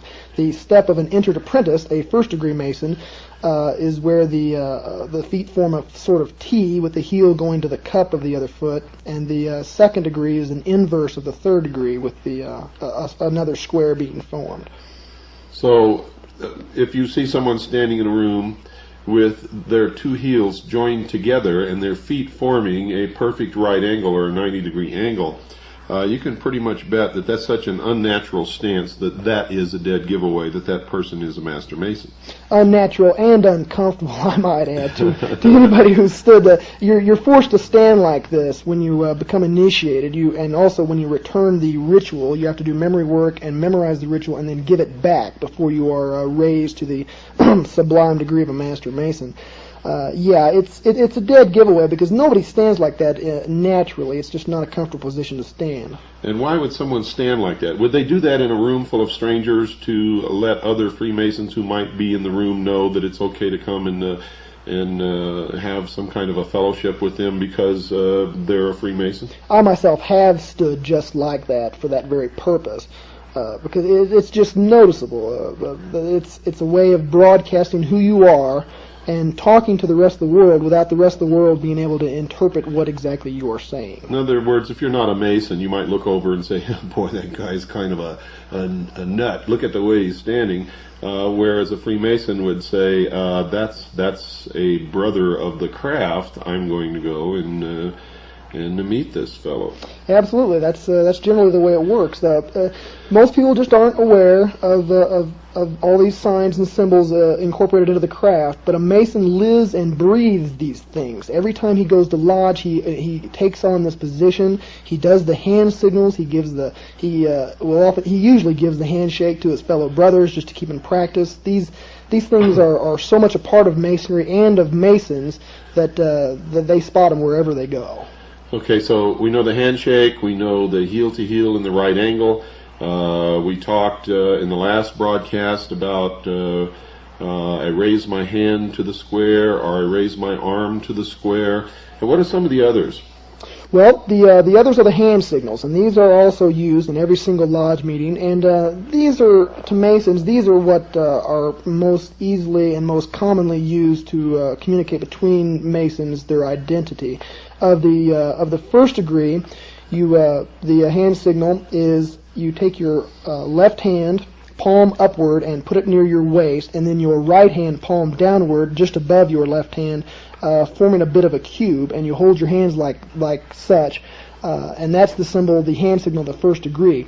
Now the penal sign, as they call it, is taking the right hand and drawing it in a slashing motion across the neck, and this refers to the penalty of the first degree, which is having your throat slit from ear to ear. Now, if this were truly a benevolent fraternal organization, why in the world would they have an oath and a penal sign to tell other members that they could have their throats slit? And there are many others, depending upon what degree and what oath we're talking about. Why would they do that if they were really and truly a benevolent fraternal organization, bearing in mind that grown men take their oaths very seriously if they understand the oaths and they're not being defrauded or lied to when they take the oath, and fully intend to carry out whatever oaths that they take. This is not a joke. They're not children. This is not play on the playground. The question answers itself. You're absolutely right. This is not a joke. In fact, it's deadly serious. These are the heart secrets of the majority of the craft. Even though they're not illuminated brethren, even though they don't really know what's going on around them or what they're doing, they have sworn to keep these secrets above all else, because this, if a non-Mason or a member of the profane knows these secrets, he can just walk right into a lodge and sit down and be exposed to everything within. I hope you're listening, folks. Now, just for the benefit of our listeners or someone who may have just tuned in, or any of your fellow brother Masons out here who may be listening. Now, you took the oath, but you're revealing the secrets. Why are you revealing the secrets if you took the oath? Because I took the oath under a fraudulent contract as such. I was told that it was a benevolent organization, that it dealt with charity, that it was arranged around God.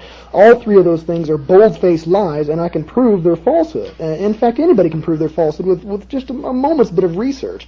There are many more reliable sources than I for information that you can go to find out the true nature of this craft, and many religions in the world, including the Baptists and the Mormons, have condemned Freemasonry as being exactly what it purports not to be. It's not benevolent, it's not charity organized, and it's not centered around God. Well, it's funny that you mentioned that the Mormons have condemned Freemasonry when they carry out the exact same rituals that are carried out in Masonic Lodge in their temple ceremonies, and most Mormons are indeed, as was Joseph Smith, members of the Masonic Lodge. Our research shows that the public statements of the Mormon Church are often, and I mean often, contradictory to their true beliefs and what they really practice in their daily lives within the temple. They are, in fact, a secret society, a secret organization that practices the same rites as the Masonic Lodge within their temple, and have the same goal, and that is that the practitioners of the religion of the Mormon Church will in fact become God. And that is, of course, what the other secret societies, and we're talking right now the Freemasons, they're really all the same organization. They're working toward becoming God. It is. It's a quest after godhood, and all I can say about the Mormons, and there are many, many similarities to Masons, is that a pagan is a pagan is a pagan. It's nature worship. They believe in the laws of the universe as being what they have to answer to, and if you know these laws, you can manipulate the populace. It's elitism at its very best. Now, let me ask you this for the benefit of our listeners also. Many people write me letters and say, hey, my dad or my uncle or my cousin or my friend is a Freemason, and I've asked them about these things, and they've told me that it's not true, that it's all a lie. Will Freemasons lie to hide the truth? Every single time, if the truth will give away what they don't want to give away. In fact, I've been lied to by brothers in the craft that are allegedly or supposedly teaching me and instructing me in what goes on. If they told the truth, it would scare away their members, and it would end up in universal condemnation of what they're doing. No reasonable and moral person could possibly subject themselves to such bloody oaths and to such total secrecy. Not only that, but the oaths themselves, they're sworn to secrecy. So if you were to ask them to tell you the secrets or the truth about the practices, the rituals, the true religion of the Masonic Lodge, they are sworn not to tell you. So therefore they would have to lie. And the only reason that you are telling is because you discovered that the oaths that you had taken and the purposes for which you thought the Masonic fraternity was organized, it just is not true at all. So therefore, everything that you participated in under fraudulent conditions. That is exactly true, and as such, I don't consider myself to be bound by those oaths because I was lied to before I entered into those oaths. This is common law. This is the law of many lands. It also makes perfect common sense that both parties have to know what is going on in all terms of the contract before they can be held accountable for their deeds within that contract. That's correct. And the oaths that you took, you thought were for a different purpose and to a different God than the God that you discovered and the purpose that you finally discovered. So folks out there, when you go and ask your relatives or your friends or your cousins or your business associates questions about the Lodge, about Freemasonry, about any secret society, no matter what name it is, the Rose and Cross, Knights Templars, the Knights of Malta, the Order of St. John of Jerusalem, any of these people, they cannot and will not tell you the truth because it is forbidden to them. And in fact, if they do, they could find themselves suffering the consequences of the very oaths they took not to reveal these secrets.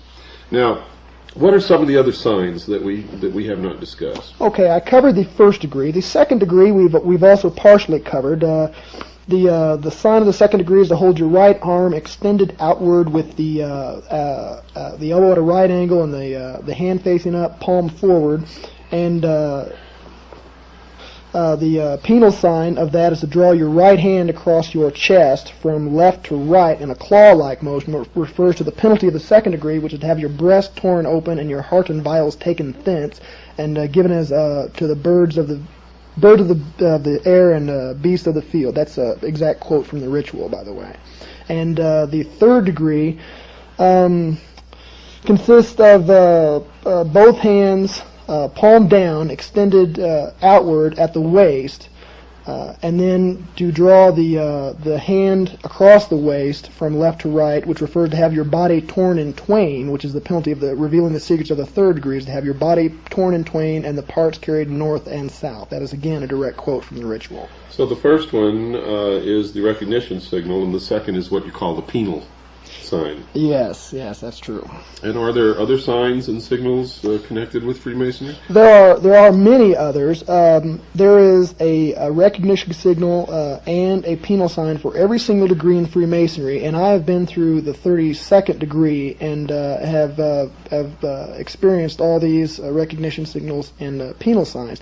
But all the signs after the third degree are not nearly as important as the first three. And the reason for this is because Masons in general are just not invited to know all the secrets of the order.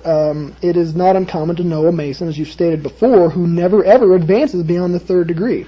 And I should state now that a Mason who is in the third degree, he can be the master of his lodge, the worshipful master, they call it, of his lodge, which is a bit like an elected office, a bit like president, that lasts for 1 year. Not all Masons are in the Scottish Rite or the Shrine or the Yorkish Rite, but all Masons do know the signs of the first 3 degrees and the penal signs. And in fact, most Masons are really only guilty of joining an organization they know nothing about and for giving it protection and favor and helping it along, but they really don't know what it's all about, do they? True. They don't. They're as ignorant as I was. And if they're out there listening, I'd like to say that you can follow the exact same path I have followed. Now that you know the truth about the craft, whether you believe me or not, you should go out and verify for yourself. And once you do verify for yourself, you are no longer bound by those oaths either. They are fraudulent, and they're ridiculous and unreasonable and brutal in many ways. Not only that, but once you do know about it, you are no longer innocent, but you are, if you don't do something about it, or leave the lodge, or do as this young gentleman is doing, help us to relieve ourselves from the yoke of these secret societies who are planning on stripping us of our freedoms and our rights. If you don't, then you are a fellow conspirator and are just as guilty as those who have always known. And you better understand that, because I'm telling you right now, patriots in this country are getting fed up. And the purpose of this show is to prevent bloodshed. We want to wake people up and do something about this while we can, legally and lawfully, because folks, there will come a day when people will not take it anymore, and they will take weapons in hand. Unfortunately, we can see it coming. Anybody with half a brain can look around and talk to people and see that day is going to come, because nothing's getting better, it's only getting worse. And we don't want that to happen. That's why we're doing this. That's why I've dedicated my life, and that's why I've suffered so much in my life to try to wake people up, is to prevent that kind of thing. And they are dead set upon seeing their dream come true, aren't they, Will? They have dedicated their lives, their labors, and indeed their entire faith to this. And you have not exaggerated or overrated the problem at all. This is dangerous, people. These men mean business. The Scottish Rite themselves have taken a public stance totally in support of public education by the government. Now, all you need to do is look at how screwed up your schools are, and then turn around and look how screwed up your kids are, and you've got a big, rich organization out there with incredible political power and widespread influence that is supporting this current failed system. This is just one isolated example. If you are not part of the solution, and you have even been just a teeny bit exposed to the truth, then you are part of the problem. That's correct. And we know that public education, conducted and supervised and organized and funded by the government, is one of the planks of the Communist Manifesto, written by Karl Marx and Friedrich Engels. Now, why would Americans ever support such a thing? The strength of our educational system before it began to self-destruct was that it was always handled, funded, and governed, and maintained, and approved, and everything else on a local level. In other words, the school system in my town might be different from the school system in someone else's town 100 miles away, but it would be controlled, governed, decided, textbooks would be chosen, everything on a local level. Our schools did not begin to self-destruct until the state got into the school system, and then the federal government began to poke into it. And specifically, when teachers' colleges funded by the Carnegie, the Ford, and the Rockefeller Institutes began to change what they taught teachers to teach children. And when that happened, when it became an organized, funded, dictated to type thing, then it began to fall apart. And the less control on the local level, the less our children are educated. You've hit the nail right on the head. As you've stated in your own book, Behold a Pale Horse, the true enemy is not communism, but Illuminism. When the Berlin Wall fell and the Eastern Europe was opened up, it wasn't all the American companies that beat up path to their door to go open up these markets and make money. There were two groups, and they were both religious in nature. One were the evangelists who went over there to try to spread the word of their religion, and the other were Freemasons who stepped in just the very moment that the communists stepped out. Already, lodges have been consecrated in St. Petersburg and Moscow and in several other major cities, and they're just popping up all over. You've got people, very old men, who actually remember when the lodges were around before Stalin wiped them out, and they're bringing them back to replace the communist masters that they just got rid of. And the only reason that Stalin did away with the lodges in the Soviet Union was because Stalin was a 33rd degree Freemason. He knew how he had risen to power. He knew what the organization was, and he didn't want them turning against him, so he got rid of them. Absolutely. They're subversives. They got him, just like Hitler, they got him to where he wanted to be, and he's not going to let anybody put him out of place with the same tools that he rose to power with. Okay, well, we're making a lot of progress here.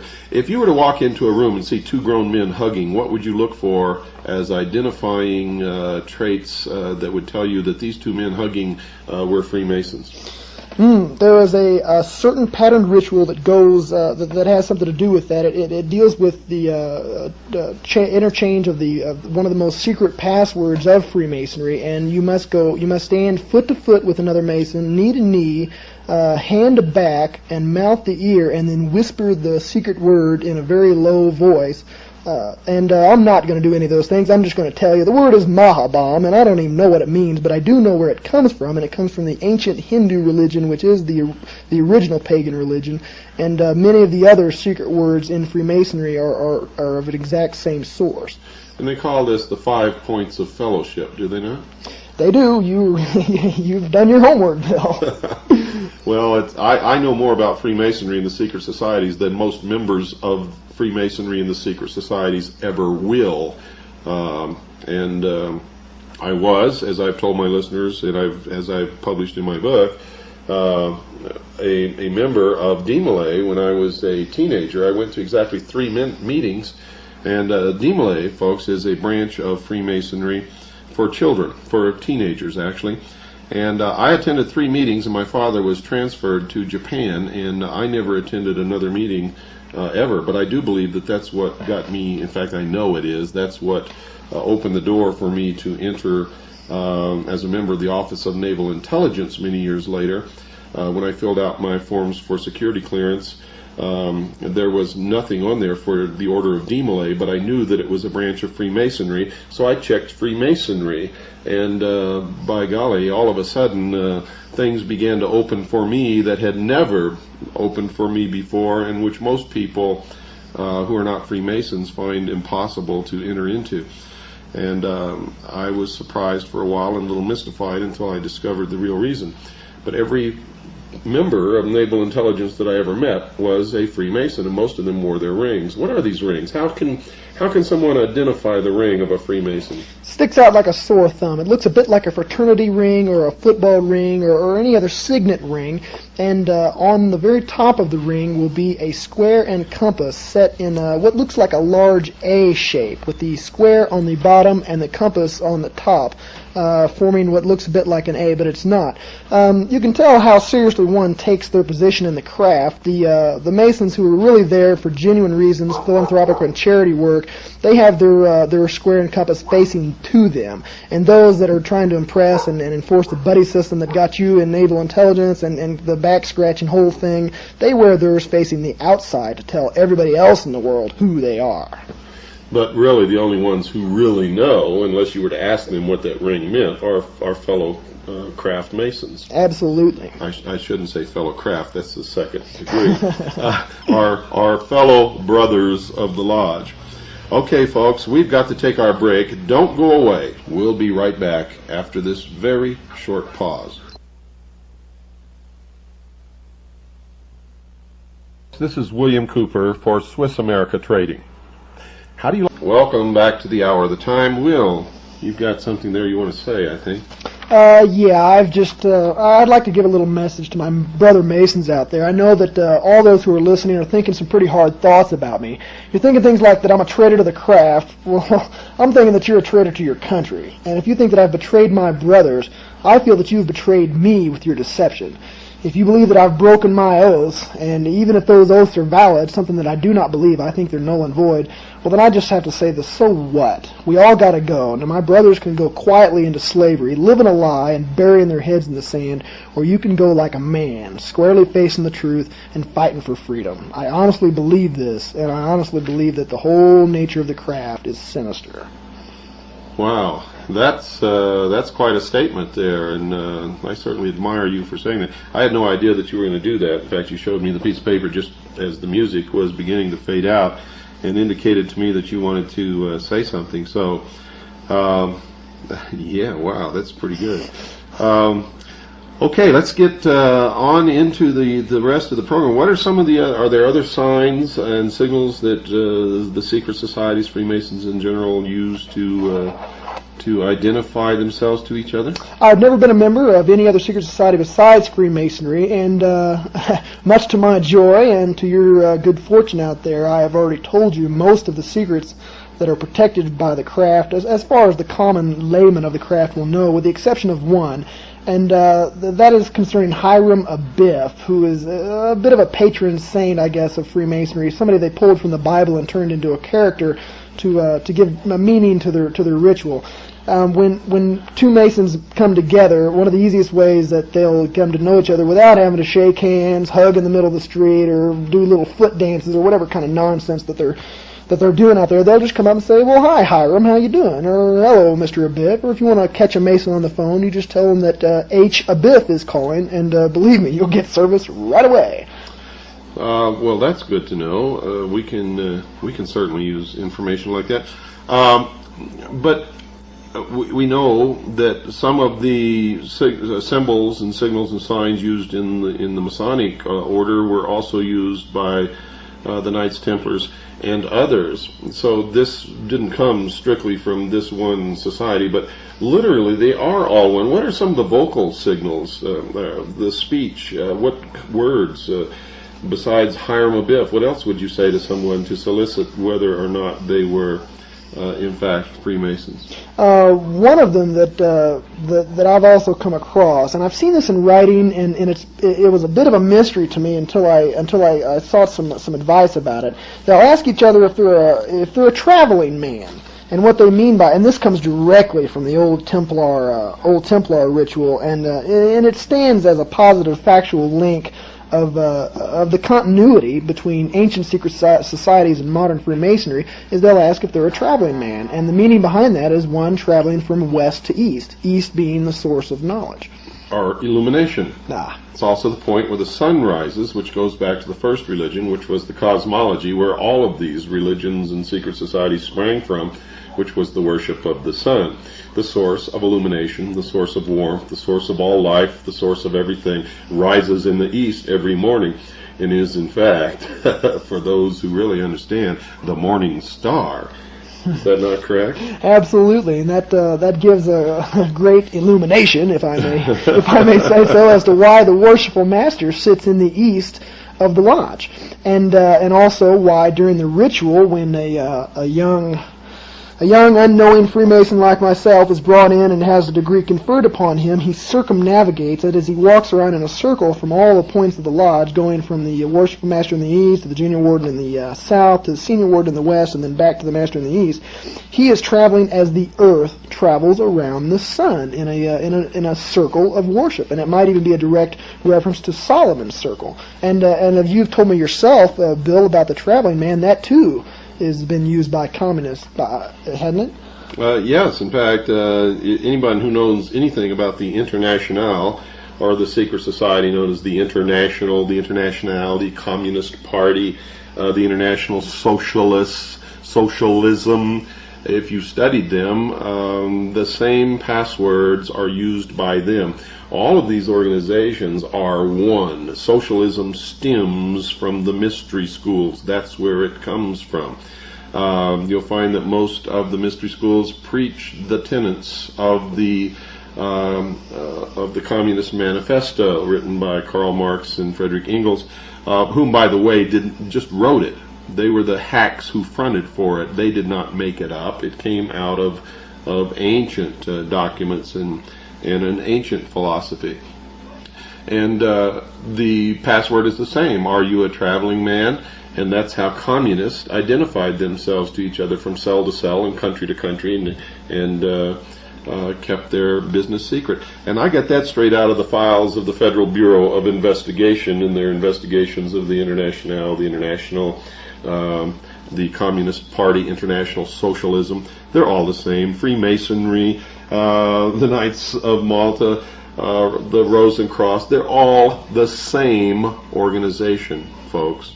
And one of their tenets is, and in fact, Adam Weishaupt said this: the strength of our order lies in its concealment and in its many different names, appearing under many different names and many different occupations, sometimes even appearing to oppose ourselves. But at the highest levels, they're all the same, because they use the system to coerce the people to go along what they want.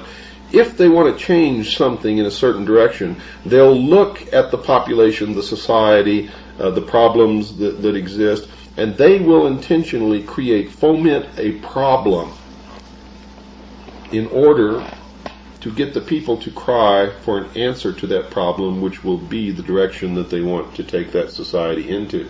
They will create two opposing groups. At the top of these two opposing groups will be their people, so that it's a controlled conflict, bringing about a controlled resolution or a desired end. You guys better wake up to this. I'm telling you, you better wake up to it. You better pay attention to what you're hearing here. You better realize that this young man sitting next to me is a hero. He's risking his life to bring you this information, as are many other people operating out of the public eye. You may never, ever in your life know who they are. They're working to save your freedoms for you. And sometimes I have to sit back and watch it. Why are we all doing this? Why am I doing this? Why is he doing this? Why are all these people doing this when most of you out there sit back and do nothing? I have people write me letters and say, I don't want to be in your mailing list because somebody might get your mailing list and they might know who I am. I've had other people write and say, what is that symbol that's over your name when you sign your name on your documents? That's the sign of something evil, and I don't want to be a part of your organization. That's fine with me, folks. To tell you what that is, for those of you who are interested, that's a chop. It was given to me as a gift by the head of the accounting department of the last college where I was the executive director. She was Chinese, went home to Hong Kong for Christmas, and brought that back for me. That's the way the Chinese people sign their name. It literally means the director, the boss.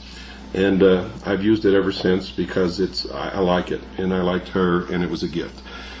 And it personalizes my signature. It means nothing more or less than that. But you are right in asking, but you are wrong in assuming and making assumptions. You're also wrong in hiding. I want you to read my lips. New World Order. There's no place where you can go and hide unless you can get off this planet. And forget about aliens bringing all this stuff about. The only people you have to fear are humans. And being afraid is not going to solve our problems because fear itself is a weapon that they use against us.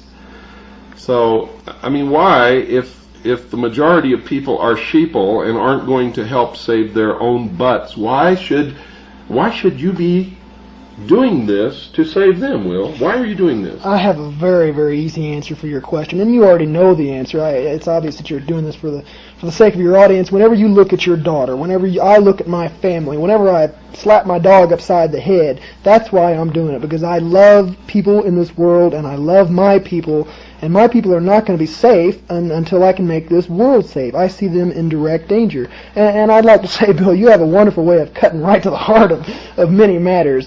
You're right about the continuity of the secret societies. They are all one. And I'm here to tell you, he did not just flip through a few books and see a couple of things and say, okay, they're all one, they're all evil. It's not that easy, folks. We have to read and research and research and research and investigate every single corner of this. And believe me, if it looks like a snake, and it slithers like a snake, and it hisses like a snake, well hell, go ahead and step on its head because it's a snake. Well, it is a snake. If we go right to the philosophy of all of these secret societies is that man was held prisoner in the Garden of Eden by an unjust, vindictive God. That he was denied his own chance to become a god. And that Lucifer, through his agent Satan, set man free with the gift of intellect, the gift of knowledge. And with that knowledge, man himself can become God. Remember, the promise that Satan made to Eve was that God was lying to them. That if they did indeed eat of the fruit of the tree of knowledge, they would become gods. Don't ever forget that. Those who say they are God, those who say they're going to become God, the members of the secret societies, the Mormon Church, others who profess this belief, are practicing the Luciferian philosophy. They have deserted the real true God, and they are following the fallen angel of light, Lucifer, Satan, who is not a God at all. They have all been deceived. If you are one of them, remember, we don't hate you. We are not trying to hurt you. If you want to continue to practice your religion, that is okay with me and any true person who is an American and who believes in the Constitution. It is only when you practice your religion with the aim of taking away my freedoms and forcing me to practice your religion under a new world totalitarian socialist government which you intend to bring about that it becomes not only my business but my duty to stop you. Understand that. And I want to read to you from a book here so that you'll understand where I'm getting to, and I want you to listen very closely to the closing music at the end of our program tonight. This is taken from the Secret Societies of All Ages and Countries. It's in 2 volumes. The author is Hecate Thorne. This particular set of 2 volumes was published, I believe, in 1965 by University Books Incorporated. The Library of Congress number is 65-22572. So I urge you to get this set of books, because these books were written back when it was still easy to get a lot of information on the existing secret societies, much easier than it is today.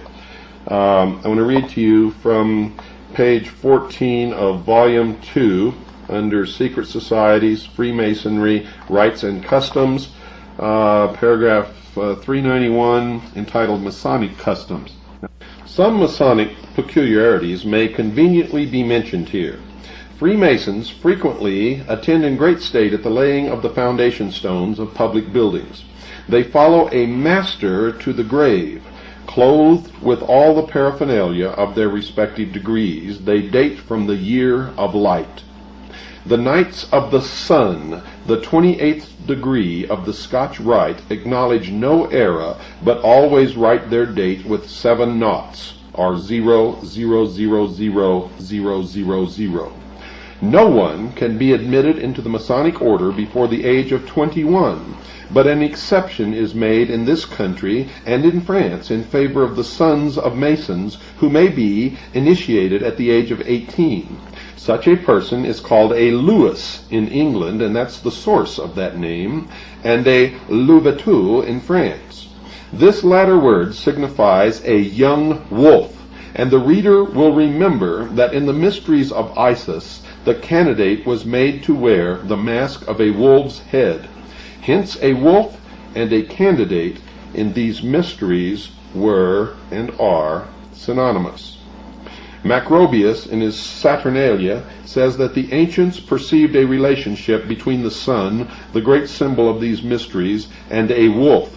For as the flocks of sheep and cattle disperse at the sight of the wolf, so the flocks of stars disappear at the approach of the sun's light.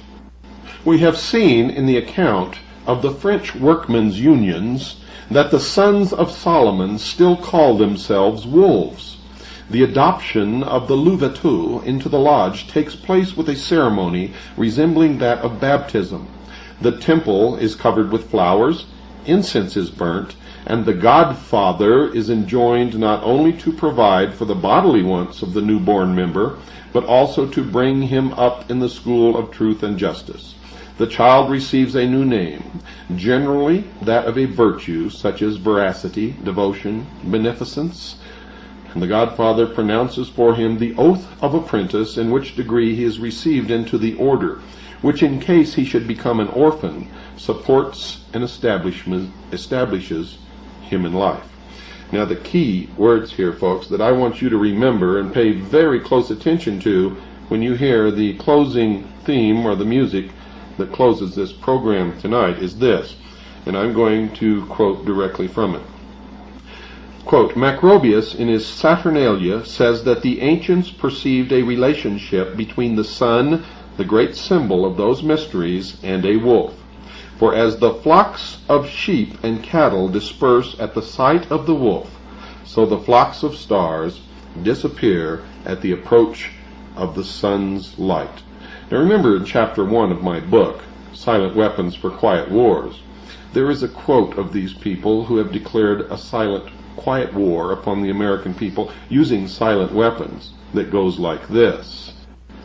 Quote, a nation or world of people who will not use their intelligence are no better than animals who do not have intelligence. Such people are beasts of burden and stakes on the table by choice and consent. Unquote. In other words, cattle. I prefer to call them sheeple, the sheeple of the world. And of course, if they are the wolves,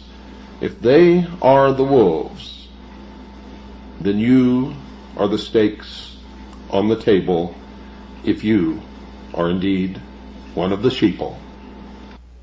Well, that takes us almost up to the mark. Will, I want to thank you once again, and since this is the last program that we're going to be doing together for quite a while, I'm going to give you the next 30 seconds to tell the people out there, the sheeple, what they should hear. Thank you, Bill. There's only one message for the sheeple of America, and that is, bah. As for my family, I love you. And we're out of time once again. For all of you who have been helping in this great fight, God bless you. For the rest of you, God bless you too. But God help you to wake up in time. And I hope you listen to this closing number. Good night.